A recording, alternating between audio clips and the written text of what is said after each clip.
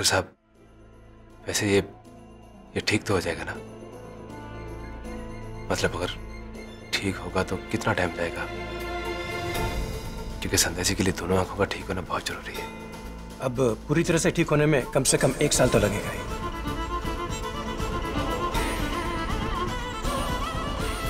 संध्या जी की ट्रेनिंग खत्म होने में अब ज्यादा वक्त ना बचा है। 1 साल का वक्त ना है उनके पास। अब से इन्हें आंखों का विशेष ध्यान रखना होगा। दवाई के साथ साथ इन्हें कुछ आंखों की एक्सरसाइज भी करनी होगी।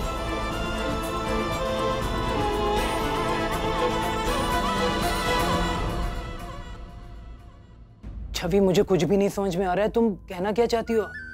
तुम्हारे इरादे क्या हैं आखिर? फिलहाल तो इतना है कि इस लहंगे को आप अपने पास कहीं छिपा के रख लीजिए और कहीं ऐसी जगह जहाँ पे किसी की नजर नहीं पड़े। मैं सबसे कहूंगी कि ये लहंगा चोरी हो गया। और वैसे भी मेरे कमरे में ढूंढेंगे और जब नहीं मिलेगा तो दुल्हन के लिए एक नया लहंगा तो लाना ही पड़ेगा ना। कैसा लगा मेरा आइडिया? छवि, तुम्हें पता है तुम क्या कह रही हो? ये सब बहुत गलत है। मम्मी ने ये लहंगा बहुत अरमानों से तुम्हारे लिए संभाल कर रखा है। हमने अगर कुछ भी ऐसा किया ना तो उन्हें बहुत तकलीफ होगी। अब दिलीप जी, मम्मी को तकलीफ नहीं हो, उनका दिल नहीं दुखे, तभी तो हम ये सब कर रहे हैं ना। कब का कह दिया होता कि मुझे ये लहंगा नहीं पसंद है। दिलीप जी, आप ही बताइए, शादी में तो चोरियां होती रहती है और अगर आपकी मम्मी को मालूम पड़ेगा कि लहंगा चोरी हो गया तो वो भी कहेंगे कि अब क्या कर सकते हैं। कम से कम मैं अपना मनपसंद लहंगा पहन पाऊंगी। दिलीप जी सोचिए ना, आपकी मम्मी भी खुश और मैं भी। प्लीज दिलीप जी। लेकिन छवि, दिलीप जी, क्या आप मेरे लिए इतना भी नहीं कर सकते?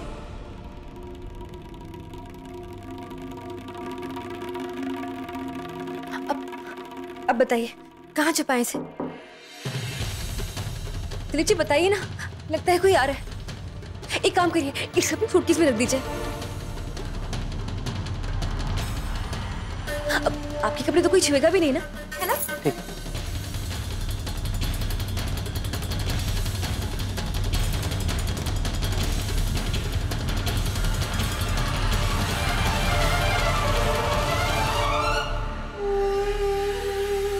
भी हम ठीक तो कर रहे हैं ना?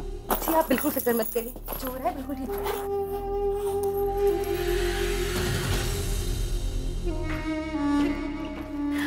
अब देखिए, दोनों काम हो गए। मैं मेरा लहंगा पहन भी पाऊंगी और मम्मी हर्ट भी नहीं होंगी, है ना? Thank you Dilip ji. मैं चलती हूँ वरना कोई देख लेगा। ठीक है।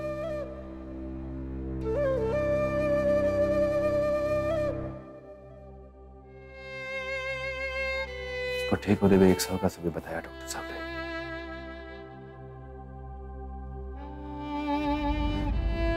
लेकिन आप परेशान ना हो संध्या जी। अगर भगवान हमें एक मुसीबत में डालता है तो उसका समाधान भी जरूर देता है और इसको भी ठीक करने का कोई ना कोई रास्ता जरूर निकलेगा। आप अपने घर प्रैक्टिस भी करेंगे।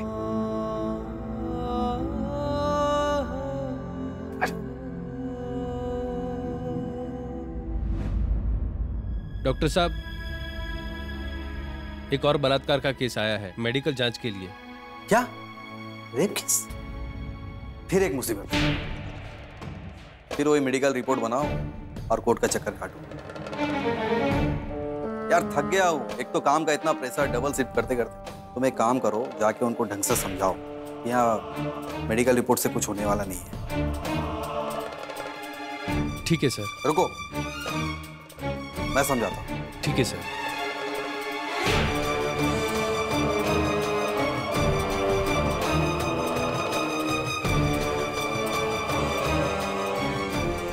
नमस्कार जी। नमस्कार जी।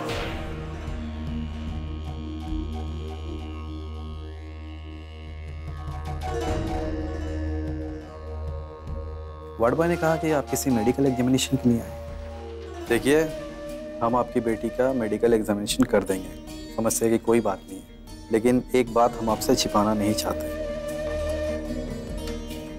इस मेडिकल जांच के बाद आपकी बेटी कभी भविष्य में भी मां बनने के लायक नहीं रहेगी। हाँ?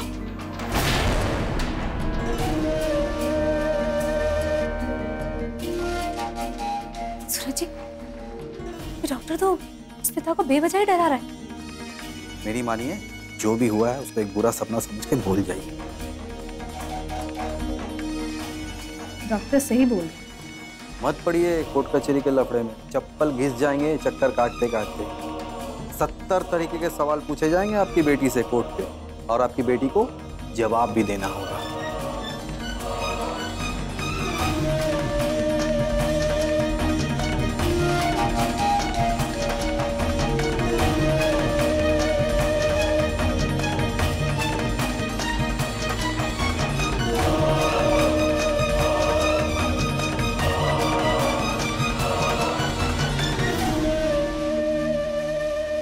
रुकिए।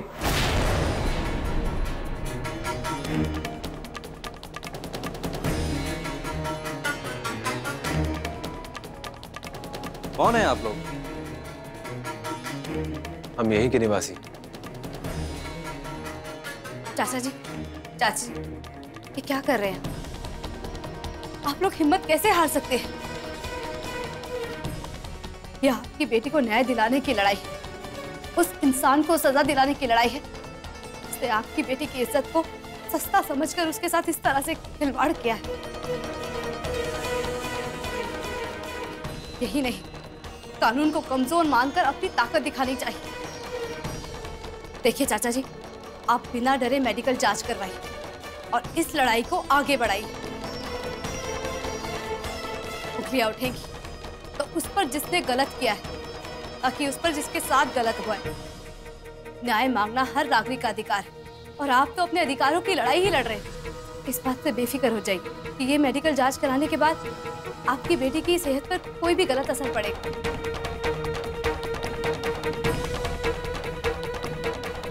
आप इस डॉक्टर की बात पर बिल्कुल यकीन मत कीजिए, ये झूठ बोल रहा है।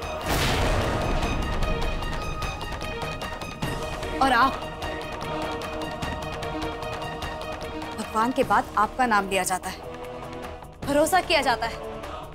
दूसरों की जिंदगी संवारना बहुत ही पवित्र पेशा है और आप थोड़ी सी मेहनत और जरा सी तकलीफ से बचने के लिए इस पेशे का ही नाम बदनाम कर रहे थे, गद्दारी कर रहे थे। इससे ज्यादा शर्मनाक तो कुछ हो ही नहीं सकता। अब क्या सर उठाकर जी पाएगी ये लड़की? सच कहा आपने, ये लड़की अब पूरी जिंदगी किसी को अपना मुंह नहीं दिखा पाएगी। काकी साहब, ये आप कैसी बातें कर रही हैं? कम से कम आप तो ऐसी बातें ना करें ना। आप तो ऐसी बातें कर रही हैं जैसे जैसे जैसे इस लड़की ने जुर्म किया, जबकि आप सब जानते हैं कि ये खुद जुर्म का शिकार हुई है।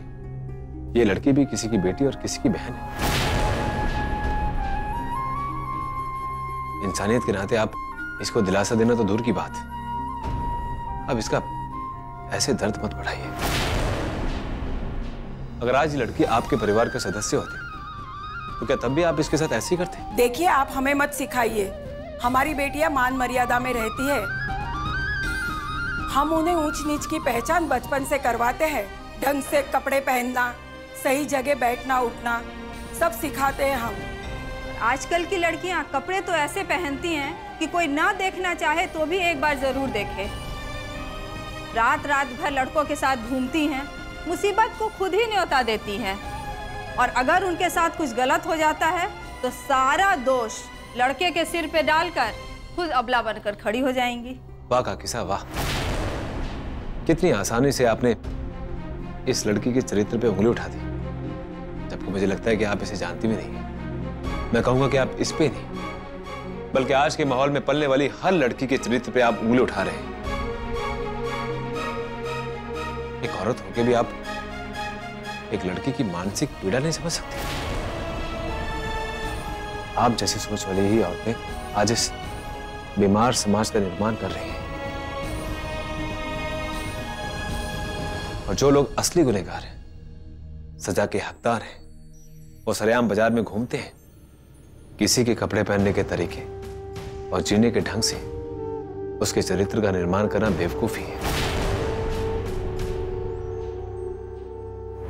बलात्कार से पीड़ित लड़की को उस बलात्कार से इतनी पीड़ा नहीं होती जितनी पीड़ा उसे उस बलात्कार के खिलाफ आवाज उठाने पर होती है।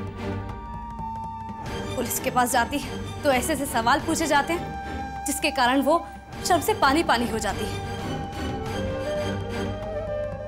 हॉस्पिटल आओ तो इन जैसे डॉक्टर्स का ऐसा बर्ताव होता है जैसे लड़की को कोई छूत की बीमारी हो गई हो। इसके बाद हमारा ये समाज जहां आप जैसे लोग बिना सच्चाई जाने उस पर उंगलियां उठाते हैं, उसके जख्मों को और कुरेदते रहते हैं। देखो तुम बिल्कुल भी मत डरना। चाचा जी, चाची जी, इन्हीं सब कारणों को देखते हुए हमें मांग करनी है बलात्कार से पीड़ित महिलाओं के लिए केंद्र खोले जाएं। एक ही छत के नीचे पुलिस, मेडिकल, कानूनी सभी तरह की मदद मिल सके ताकि पीड़ित को एक जगह से दूसरी जगह ना भागना पड़े। चलिए चाचा जी, हम आपकी मदद करते हैं, आइए।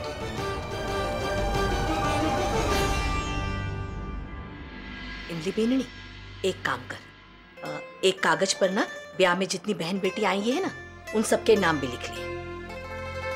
ब्याह के बाद कपड़े लत्ते, पैसे, मिठाइयाँ सब देनी भी तो पड़ेगी ना। जी भाभी। भाभू, क्यों हुआ बेटा? बाबू, बाबू साहब देखिए ना क्या हो गया। अरे क्या होया छोरी? वो मेरी परी का लहंगा और सैंडल दोनों गायब है। मुझे लगता है चोरी हो गई। क्या?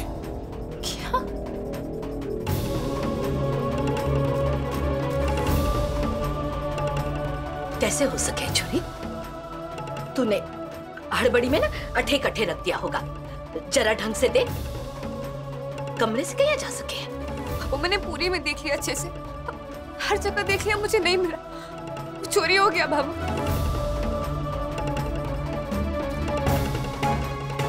एक काम करो, चल मैं तेरे साथ ढूंढूं। बेटा बटे ही होगा, आजा सब।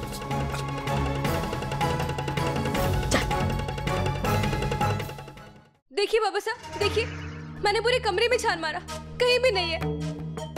कहीं होगा, इधर ही कहीं रखा होगा।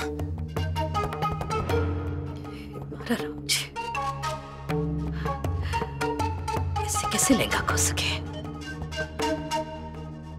इमली बीननी, तूने कमरे के ताला तो बराबर लगाया था ना? हाँ भाभो, सारा सामान कमरे के अंदर रख के मैंने कमरे को खुद ताला लगाया था।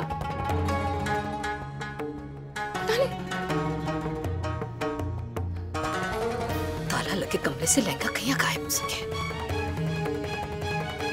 हे महाराज राम जी, इतने शुभ घड़ी के वक्त इतना बड़ू बिघन कहीं हो सके? कौन ले जा सकता है उसे? वो तो समदनसा की सास की निशानी थी। अब मैं समदनसा ने किस मुंह से जवाब दूंगी? इतनी बड़ी चूक मारी सो कहीं हो सके? बाबू, समझ में तो मुझको भी नहीं आ रहा। मैं तो सोच भी नहीं सकती थी कि मेरी शादी का लहंगा ही चोरी हो जाएगा। क्या हुआ छवि? क्या हुआ बाबू? बड़ी जेठानी जी, छवि की शादी का लहंगा और सैंडल दोनों चोरी हो गए। चोरी हो गया? क्या? चोरी?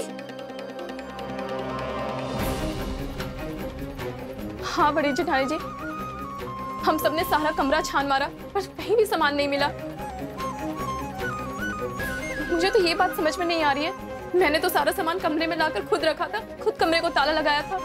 आखिर चोरी हुई भी तो कैसे?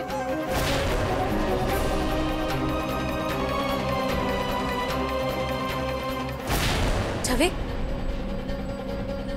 जब सूरज जी और मैं बाहर जा रहे थे तब तुम एमली के पास जा रही थी ना? तब जाते वक्त तुमने लहंगा देखा था कमरे में?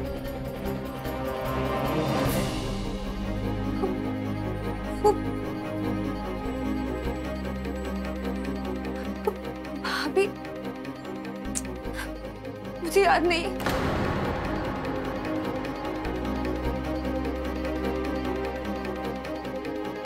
कमरे में कोई आया भी नहीं है, है ना छवि? कोई तुम्हारे कमरे में आया था? पर कैसे केवल लहंगा और सैंडल्स ही चोरी हो सकते?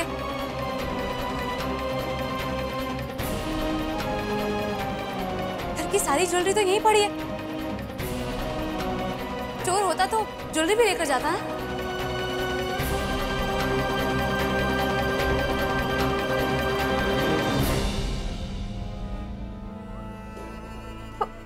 मुझे तो कुछ समझ में नहीं आ रहा।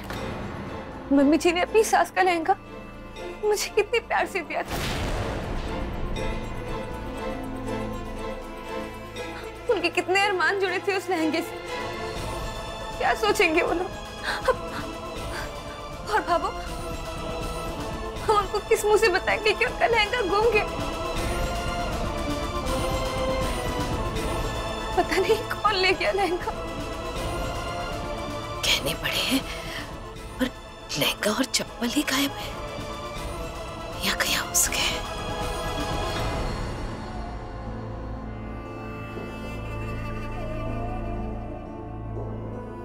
पता नहीं क्या होगा। किस मुंह से हम जवाब देंगे उनको कि उनका लहंगा कहाँ चला गया? शादी में एक दिन बाकी है और लहंगा। भाई सराज, अबे रोना धोना और चीखना बंद करो।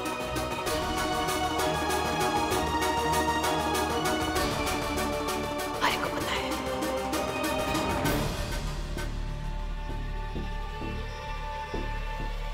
ये लहंगा और चप्पल किसने लिए?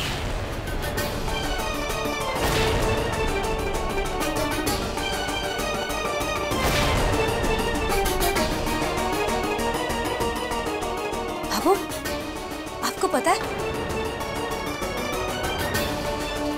बाबू, कहीं बाबू को पता तो नहीं चल गया?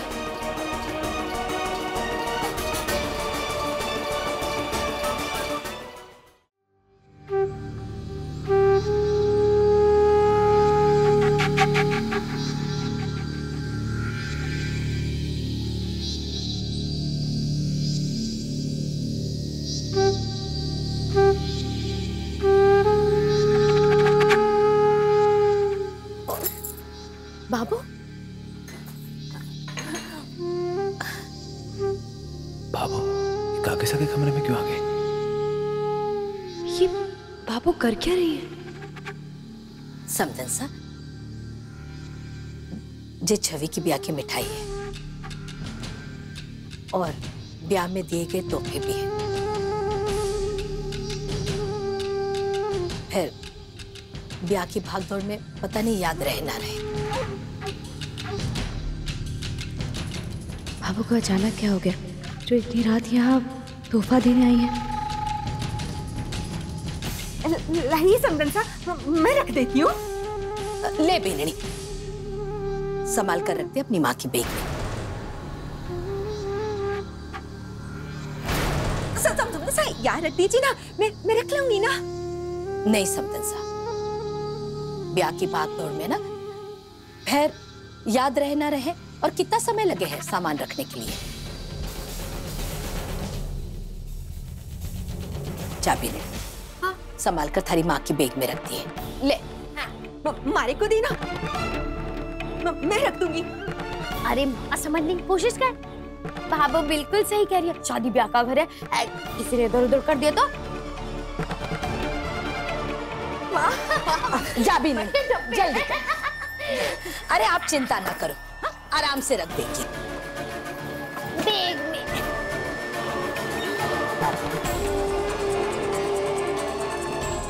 बीननी, जरा कांच को सामान है, ध्यान से। हाँ, अरे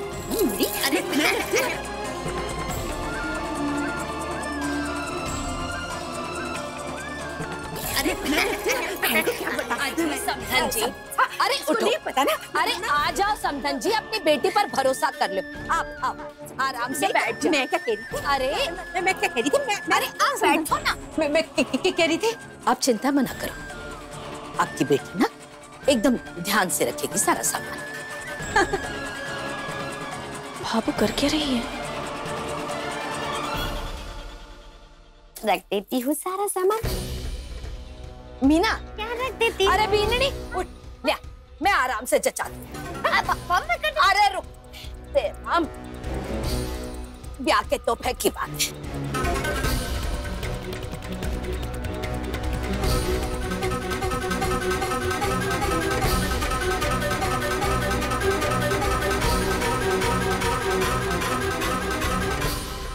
बाबू को क्या हो गया? कुछ समझ नहीं आ रहा। बाबू मैं कर देती हूँ ना। ये रुक जा बिन, सारा सामान बाहर निकालेंगे ना तब वो कांच को सामान आ जाएगा।